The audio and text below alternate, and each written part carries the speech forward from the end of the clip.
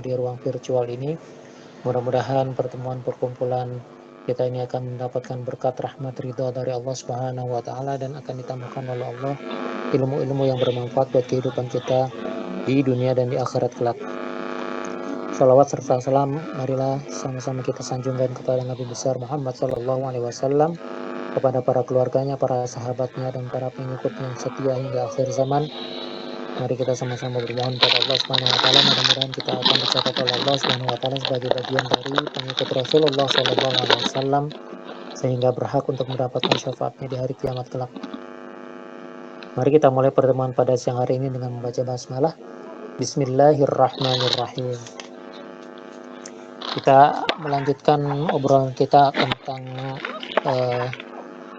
bagaimana kita mengalahkan segala macam keburukan, kebatilan, kejahatan yang ada di dalam diri kita, agar kita menjadi orang-orang yang termasuk orang-orang yang beruntung.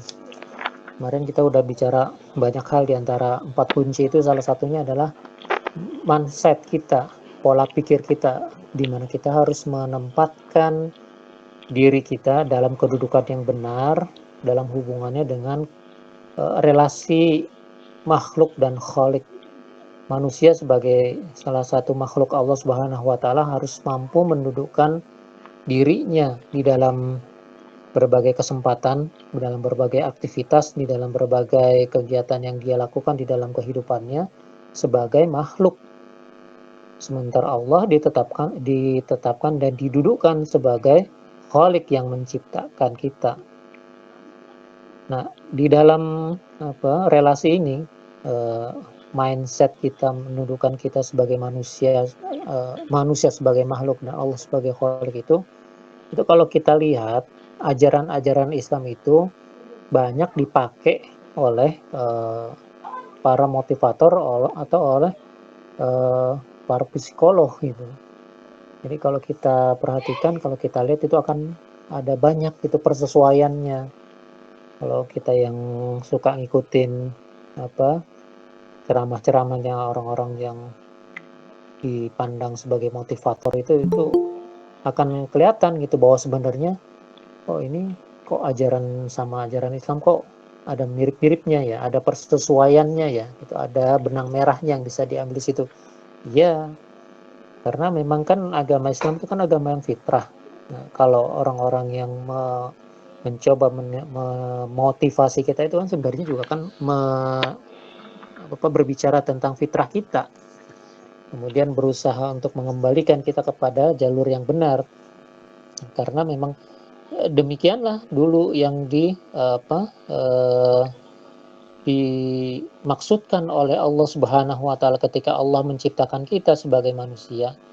Allah menciptakan kita sebagai khalifah, dalam pengertian bukan hanya sebagai pemimpin yang akan memimpin dunia ini, akan tetapi juga sebagai pemakmur.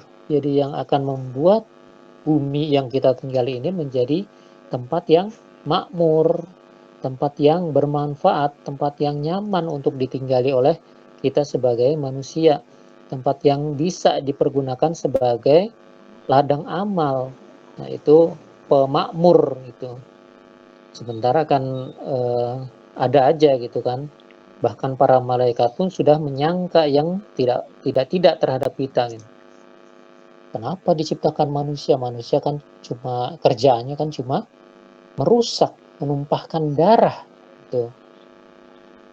Nah, sementara ketika malaikat itu menyampaikan protesnya, Allah tidak membalas dengan protes, akan tetapi menunjukkan keunggulan-keunggulan manusia.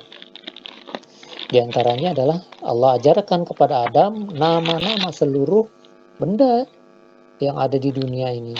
Maka ketika diuji, malaikat disuruh menyebutkan apa itu nama-nama benda yang ada di bumi. Mereka tidak bisa menyebutkan. Karena itu Allah menunjukkan nih ada, bisa, Adam tahu gitu. Makanya sadarlah para malaikat bahwa mereka telah mengabaikan kedudukan Allah sebagai khalik, dan mereka mengabaikan kedudukan mereka para malaikat itu sebagai makhluk gitu. kita jangan sampai seperti itu, maka mindset kita harus kita tetapkan gitu. Nah, sehubungan dengan mindset ini juga ada banyak pelajaran-pelajaran dari para motivator yang bisa kita ambil nih. Karena apa ya? Karena kan tujuan kita adalah membangun diri kita. Bagaimana supaya kita bisa mengalahkan segala macam keburukan, kejahatan, kemaksiatan yang ada di dalam diri kita, supaya kita menjadi orang-orang yang beruntung. Artinya kita menunjukkan keunggulan-keunggulan kita, sebagaimana Allah juga dulu menunjukkan keunggulan-keunggulan Adam di depan para malaikat yang meragukan keberadaan Adam alaihissalam. Nah, salah satu di antara yang bisa kita bahas adalah ketika para motivator bilang, you can if you think you can. Ini kalau diterjemahkan secara harfiah adalah kamu bisa melakukan apapun kalau kamu pikir kamu bisa. Jadi apa? Jadi mulai dari pikiran. Pikiran kita bilang kita bisa, nah, insya Allah kita akan bisa. Tapi kalau kita dari awal bilang, oh susah nih kayaknya nggak bisa nih, nah itu akan menjadi tanda-tanda bahwa kita tidak akan bisa melakukannya. Contoh yang klasik kan yang sudah sering diperdengarkan itu adalah tentang lokomotif kecil.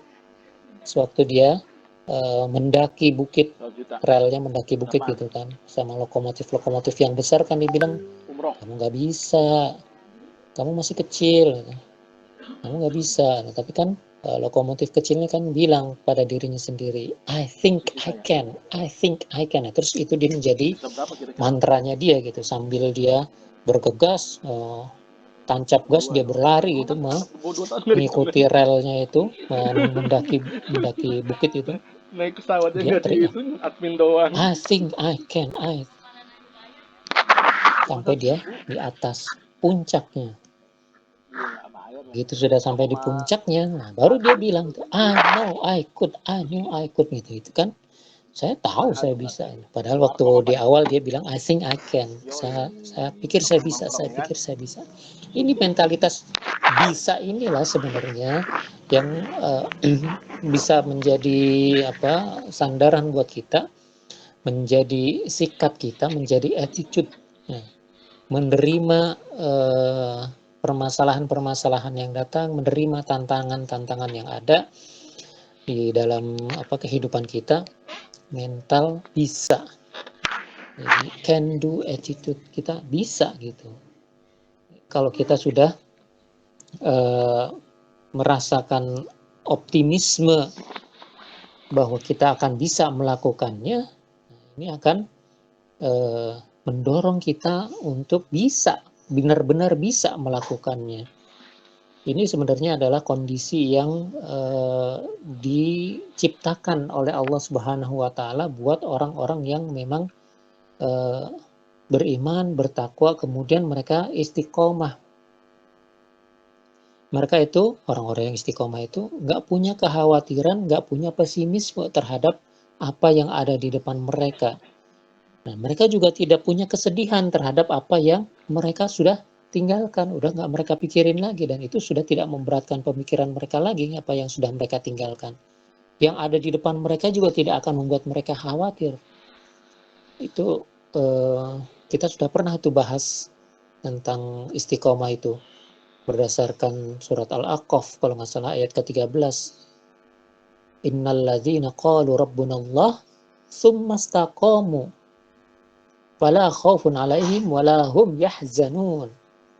Jadi Allah berfirman, orang-orang yang mengatakan Rabbunallah, Tuhan kami itu adalah Allah, tsumma istaqamu, kemudian mereka sesudah menyatakan bahwa Allah adalah Tuhan mereka, mereka kemudian istiqomah, tetap berada di dalam kondisi seperti itu, tetap berada di dalam keyakinan seperti itu, tetap berada di dalam mindset yang benar bahwa mereka adalah makhluk, Allah adalah Khalik. Istiqomah mereka. Apa yang terjadi pada mereka? Ala khaufun alaihim walahum yahzanun. Mereka nggak ada rasa takut terhadap apa yang mereka hadapi, terhadap masa yang akan datang, terhadap persoalan, problema, tantangan, hambatan yang mereka hadapi di dalam kehidupan mereka. Tidak takut mereka. Adapun yang sudah lewat, mereka tidak pernah merasa khawatir, tidak pernah membuat mereka merasa sedih. Yang sudah lewat itu. Kenapa? Janjinya Allah, pokoknya asal mereka Rabbunallah mengatakan demikian, kemudian mereka istiqomah, sudah tidak perlu sedih hati terhadap yang sudah lewat.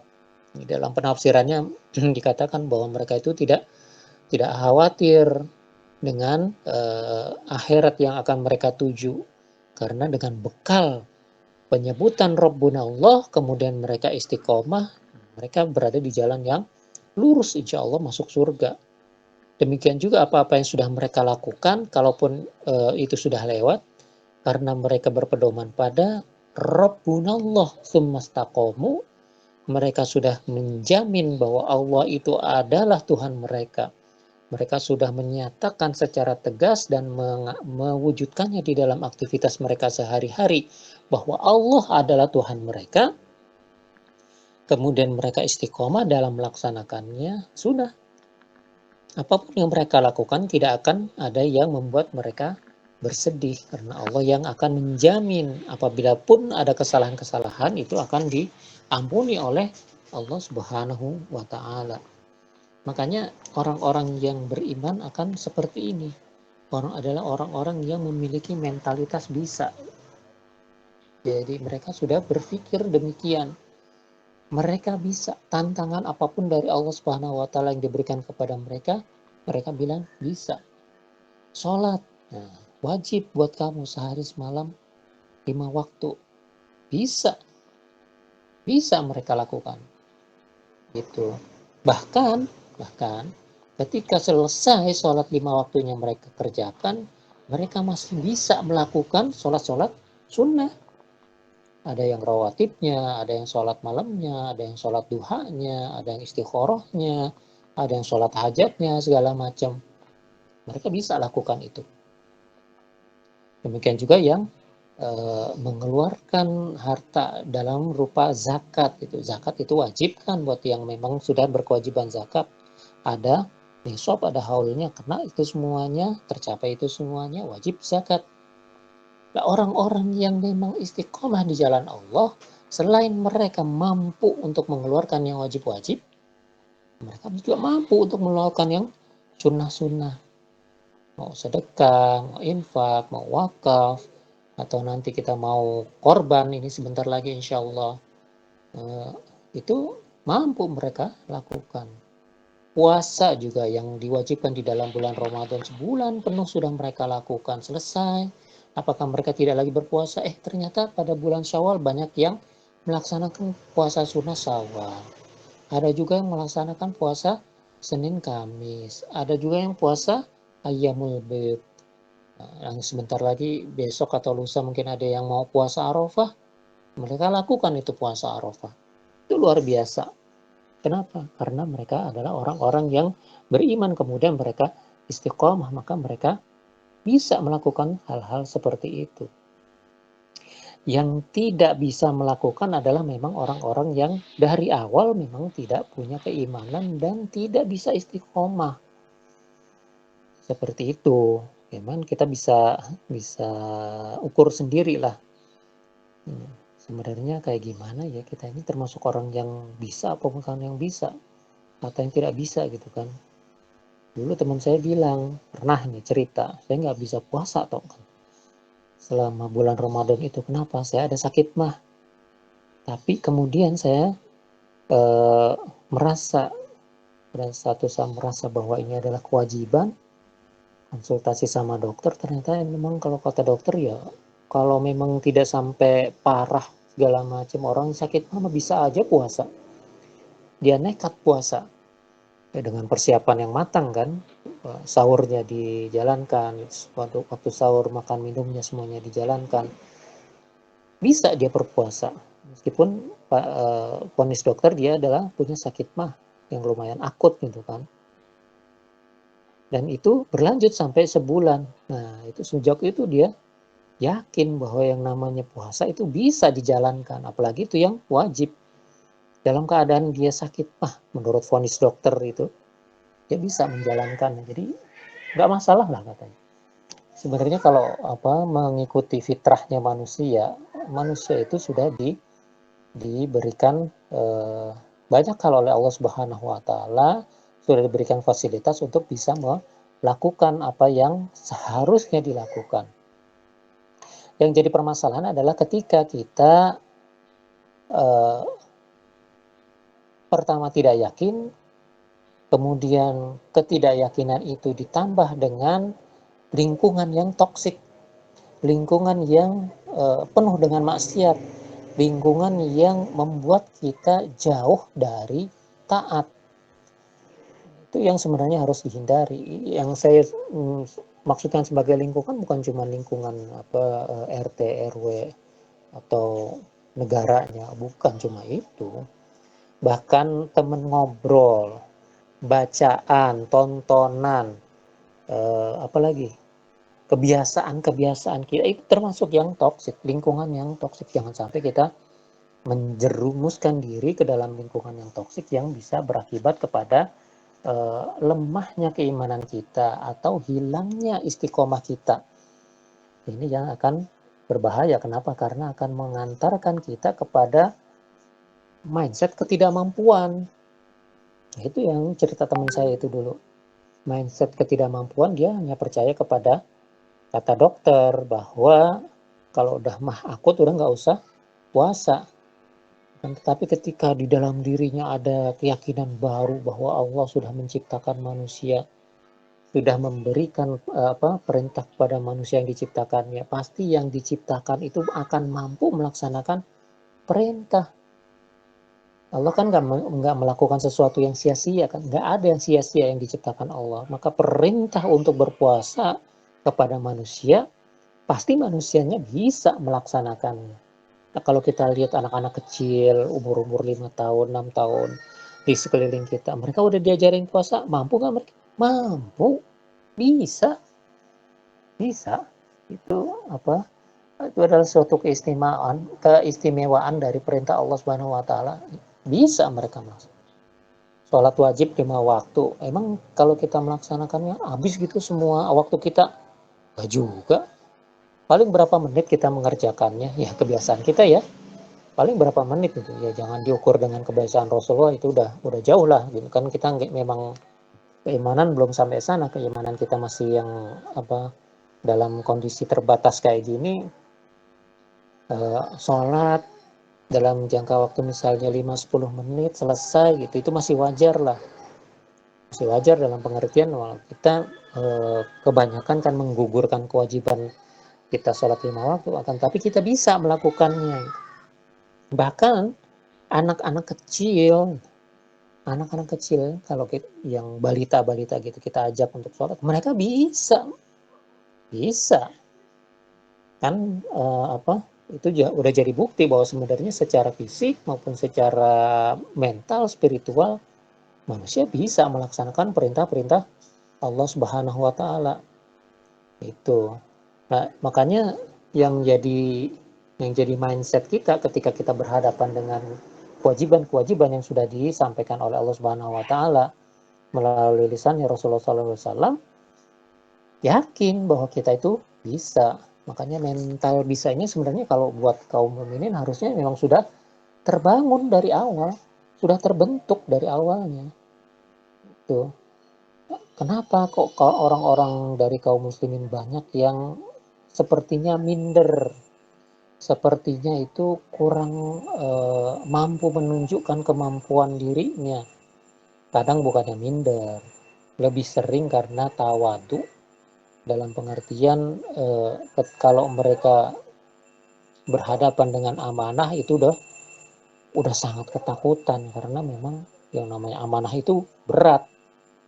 Bukan seperti si Anu bilang rindu itu yang berat, bukan. Jadi amanah itu berat.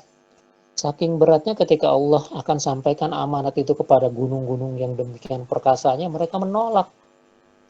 Itu kan? Gunung yang demikian kuat perkasanya menolak diserahi amanat. Lah yang diserahin amanat yang mau nerima ya manusia. Itu kan ada memang bibit-bibit sebenarnya ketidaktahuan bahwa amanah itu berat. Nah, orang-orang yang udah tahu bahwa amanah itu berat, mereka merasa khawatir. Makanya mereka tidak mau gitu kalau mereka itu mengajukan diri mengambil amanah. Jarang sekali yang mau seperti itu.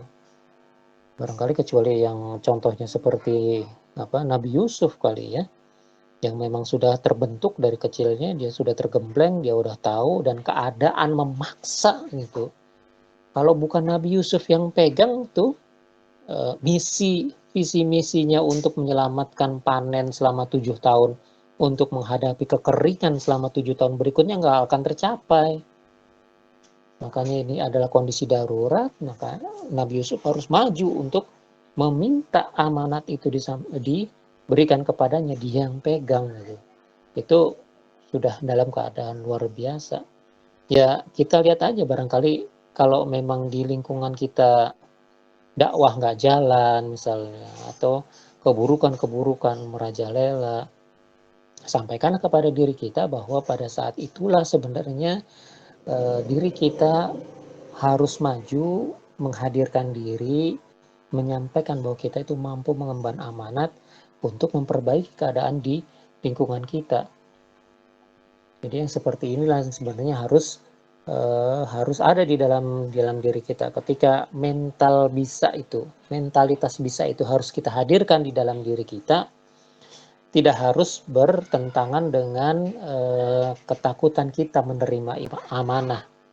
Tidak harus bertentangan dengan sifat-sifat tawaduknya kita. Tidak harus bertentangan dengan keharusan untuk mendahulukan saudara kita. Enggak. Isar mendahulukan saudara kita itu dalam keadaan-keadaan tertentu. Dalam keadaan-keadaan kita sama-sama butuh misalnya. Kalau dalam kisah itu dulu kan yang butuh air. Para pejuang Islam yang terluka, yang sedang sakaratul maut, mereka membutuhkan air. Ada seorang datang membawakan air, waktu udah mau diminum dia dengar ada saudara yang berteriak, bukan berteriak, secara lirih meminta air, air, air gitu kan. Dia dahulukan saudaranya, ini dalam keadaan butuh, jadi dia membutuhkan, saudaranya membutuhkan, ya silakan saudara saya didahulukan, itu isar. Akan tetapi ketika kehadiran kita dibutuhkan karena kemampuan kita, mentalitas bisanya itu yang harus ditonjolkan, itu yang harus didahulukan. Kenapa? Kalau kita tidak tampil, kalau kita tidak menyatakan bahwa kita bisa, nanti akan timbul kerusakan. Karena apa? Karena ada amanat yang tidak diemban oleh orang yang mampu melakukannya. Itu pertimbangannya harus ke situ. Tapi yang jelas bahwa yang namanya mentalitas bisa, can do attitude ini harus ditumbuhkan. Optimis terhadap masa depan harus ada. Ini adalah kondisi yang bisa dicapai apabila kita menyatakan Rabbunallah tsumastaqomu. Ini kuncinya. Jadi mudah-mudahan kunci yang seperti ini yang bisa kita pakai, kemudian kita terapkan di dalam kehidupan kita sehari-hari. Kalau tidak bisa menerapkan ini akan berbahaya buat, terutama buat lingkungan kita. Kenapa? Nanti akan timbul kerusakan demi kerusakan karena ada orang-orang yang tidak bisa diberikan amanat tapi mereka mengemban amanat itu. Ini sebenarnya baru satu, ada beberapa lagi. Ada yang namanya visualisasi positif, ada yang namanya self affirmation. Itu insya Allah kapan-kapan kita bahas. Senin depan kita istirahat dulu karena itu masih hari tasyrik dan qadarullah pada tanggal itu Ana lagi baru mulai motong sapi. Insya Allah di sini nih rencananya baru mulai motong sapi. Jadi pekan depan yang hari Seninnya kita liburkan dulu. Kita isi kemudian hari Kamisnya. Insya Allah mudah-mudahan Allah berikan kemudahan buat kita semuanya, kemudahan, kesehatan, kenyamanan, dan kuota yang cukup, jadi kita bisa ketemu lagi insya Allah hari Kamis yang akan datang. Untuk yang hari ini kita cukupkan sampai di sini dulu. Mudah-mudahan yang sedikit ini akan bisa bermanfaat buat kita semuanya. Apabila ada yang benar maka itu datangnya dari Allah Subhanahu wa taala. Apabila ada yang salah maka itu datangnya dari kesalahan saya pribadi. Saya mohon ampun kepada Allah, saya mohon maaf kepada teman-teman semuanya. Mari kita sama-sama akhiri pertemuan pada siang hari ini dengan membaca hamdalah. Alhamdulillahirabbil alamin. Alhamdulillahirobbilalamin. Kemudian kita tutup pertemuan kita dengan sama-sama membaca doa kafaratul majlis. Mudah-mudahan pertemuan kita menjadi pertemuan yang diberkati, dirahmati dan diridai oleh Allah Subhanahu wa taala, dan perpisahan kita nanti akan menjadi perpisahan yang diampuni oleh Allah Subhanahu wa taala. Subhanakallahumma wa bihamdika asyhadu an la ilaha illa anta astaghfiruka wa atubu ilaik. Dari saya cukup Assalamualaikum sekian dulu. warahmatullahi wabarakatuh. Wassalamualaikum Waalaikumsalam. warahmatullahi wabarakatuh. Waalaikumsalam warahmatullahi wabarakatuh. Puasa besok jangan pada lupa. Insya Allah. Terima kasih. Motongnya hati-hati.